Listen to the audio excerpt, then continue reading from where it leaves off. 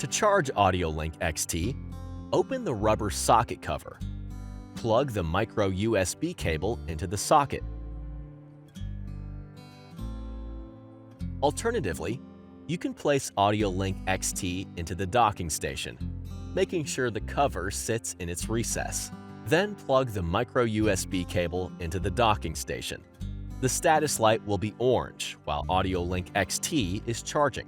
When the status light turns green, AudioLink XT is fully charged.